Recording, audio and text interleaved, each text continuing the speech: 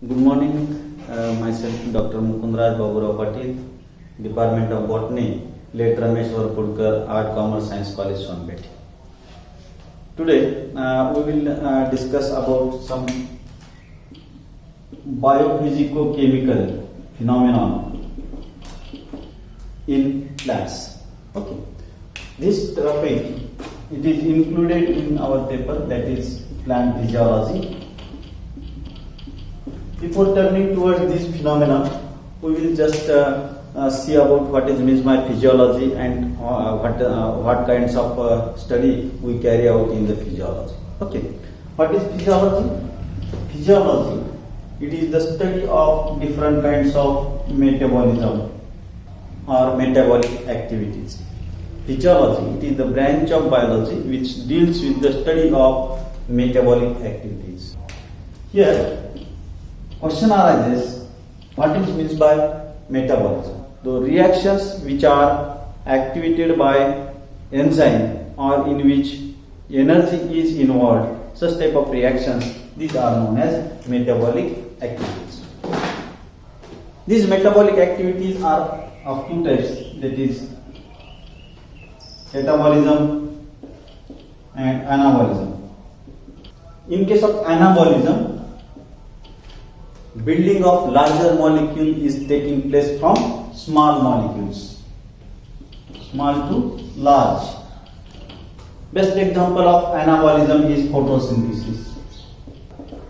Okay. In case of photosynthesis, what happens? Water molecules, carbon dioxide, these combines together and they form a larger molecule, that is glucose or alcohol. Such type of reactions in which there is a building of large molecule from smaller molecules, it is called anabolic activities or anabolism. Another type, that is the catabolism. In this type, the larger molecules are broken down into the smaller molecules. The best example of catabolism is the respiration, in which glucose molecule is broken down into the carbon dioxide and water molecules by different kinds of sequential reactions. Okay, this is some about different kinds of activities or metabolism which are taking place in the plants.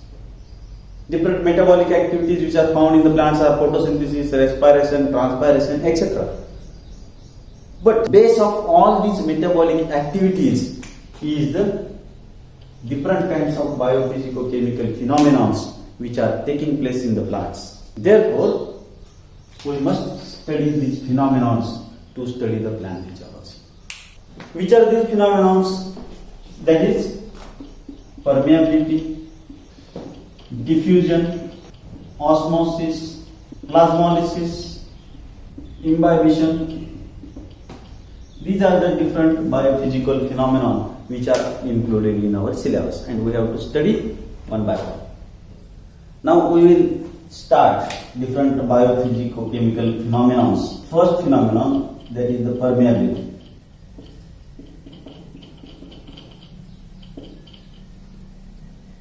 Before turning towards the study of permeability, we must know something about solution, solute and solvent.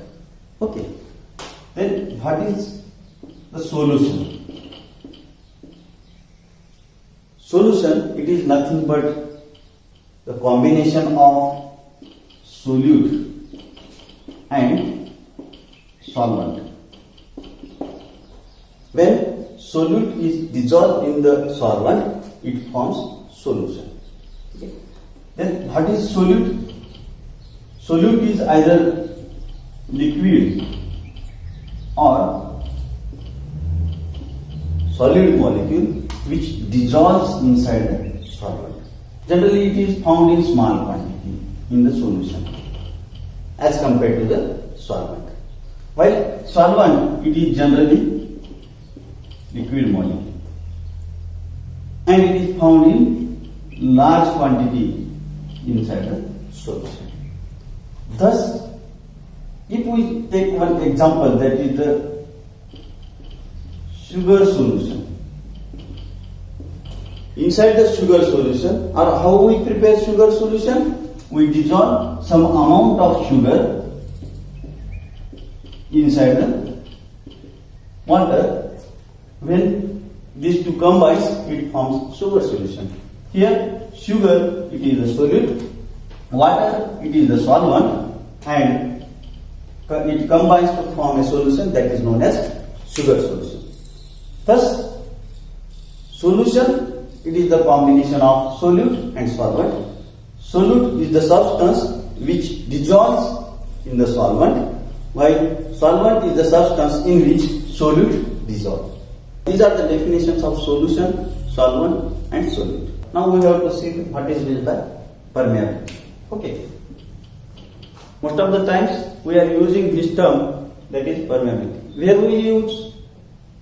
We use this term regarding the membrane. When we describe any kind of membrane, at that time we use this term to describe that particular membrane. Okay. Then question is that what is meant by permeability? Permeability, it is the property of membrane.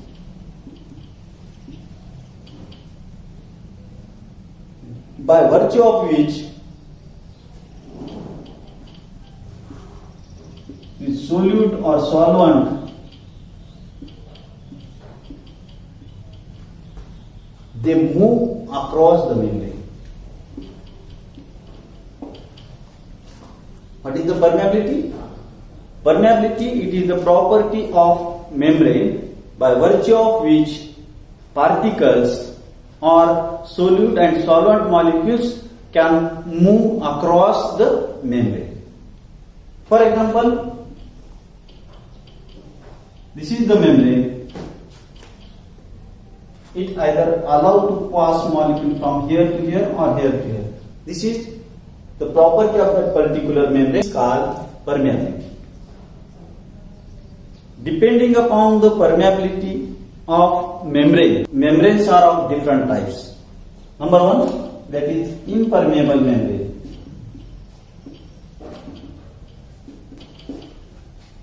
What is impermeable membrane?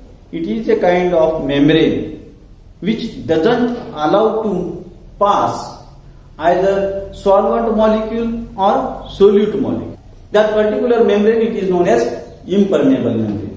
Example of impermeable membrane is cuticle.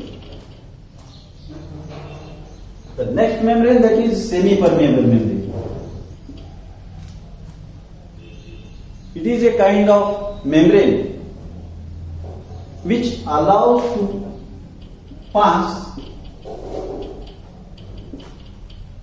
solvent molecules across it, but it restricts solute molecule.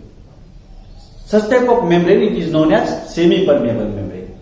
Best example of semi-permeable membrane in day-to-day life is sieve, which we are using for separation of tea powder from tea.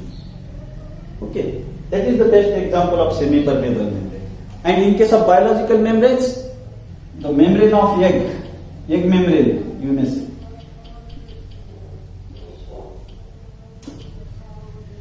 Or membrane of urinary bladder. These are the examples of semi-permeable membrane. Most of the peoples, they say that plasma membrane is semi-permeable membrane. But no, plasma membrane is selectively permeable membrane.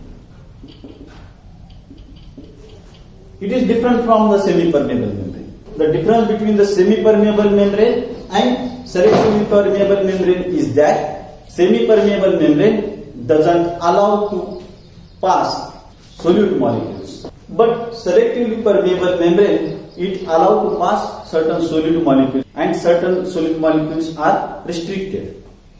Therefore, it is known as a selectively permeable membrane. And best example of selectively permeable membrane is plasma membrane. And fourth type, that is permeable membrane. Permeable membrane, it is a kind of membrane which allows to pass all the solute molecules as well as solvent molecules across it. Best example of permeable membrane is the membranes are of four types, that is impermeable membrane, semi-permeable membrane, selectively permeable membrane and permeable membrane. Okay. Then what are the benefits of permeability in the plant life? In case of unicellular plant cells or cyanobacteria, they are taking food from their surrounding, and this transport of food from surrounding into inside the cell, it is attributed to the permeability of their membranes. Again, different kinds of phenomena like osmosis, diffusion, these are also attributed to the permeability of the cells.